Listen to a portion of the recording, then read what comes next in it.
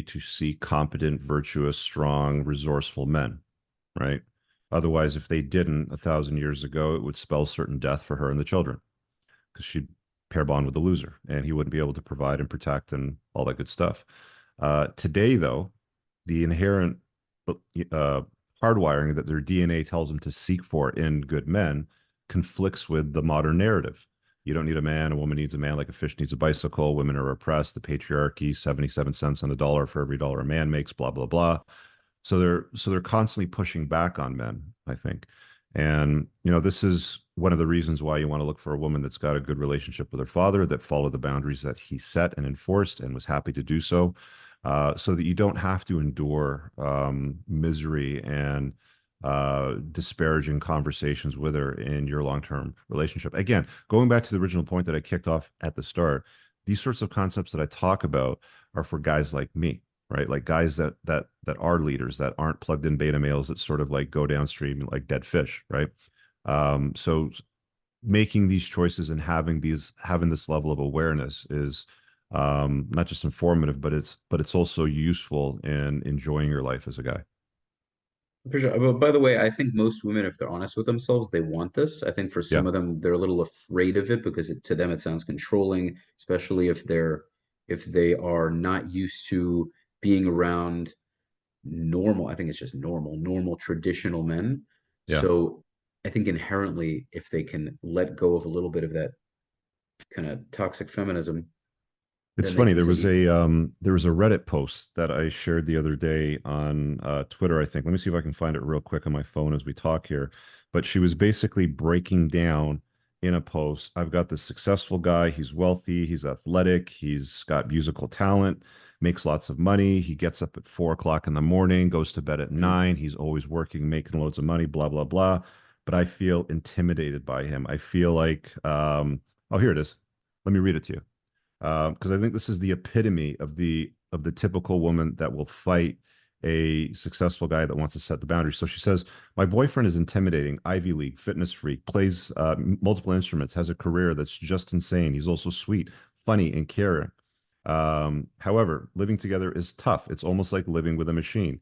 He's up at 5, hits the gym, goes to the office, comes back at 7, reads the news, writes his correspondence, that heads to bed. His phone is always ringing, business friends, academics, invites to charity events, you name it. It's just very intimidating. I know a lot of women think that this is the ideal man. It's weird. I think so many men I've met have been pushed away from masculine norms. And when you actually meet somebody who is in every sense a traditional man is frightening. It's like living with a force of nature, someone who is on a mission to the very top. I'm not like that. I like to bake cookies with my girlfriends and have brunch with the girls. I want to lay in bed on the weekends. Most of my friends are girls who love to work but also have other priorities. To be honest, although a lot of us say we want to be a girl boss, you've heard that term 1,000 times now, right? Most of Mhm. us really just want to live a quiet, happy life and have a family. Anyways, I feel like I shouldn't stop him. I should not get in the way, but he makes me feel very insecure. I think that this is the cultural uh, poisoning that girls today are drunk on, the toxic version of feminism, where it's like she literally finds the perfect man.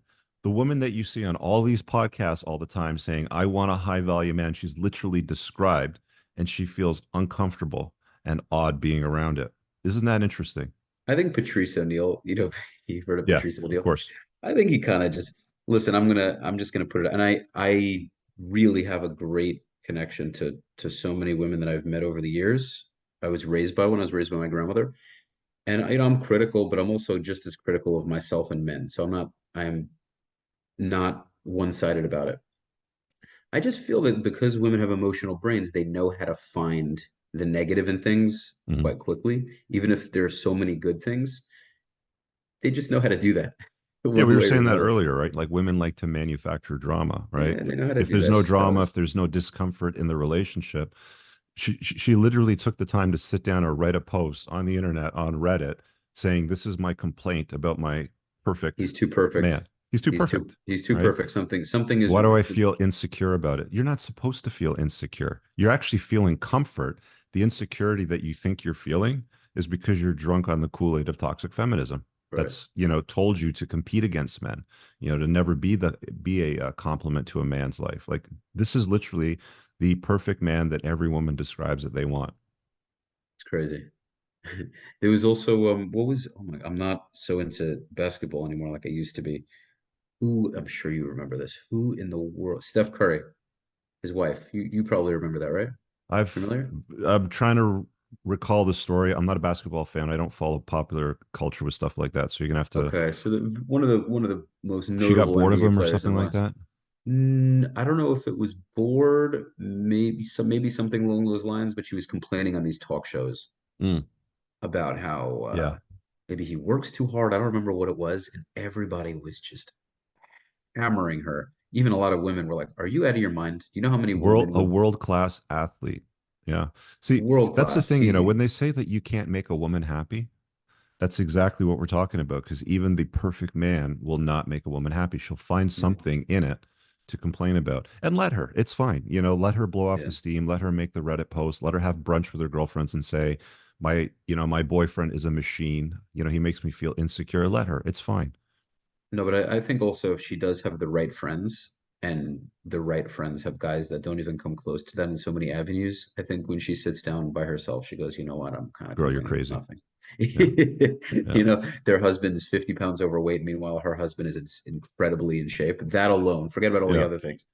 But And it they also have to, seems that like, you know, women want to take what other women have, you know, if they're not good women of good moral character and they're sitting down and having brunch, it's entirely plausible that the I call it the committee, you know, because they're friends, right, because women don't usually make decisions on themselves, you know, by right. themselves. They'll go out with their girlfriends and they'll have a WhatsApp chat or something like that and they'll form a committee on a certain topic or idea.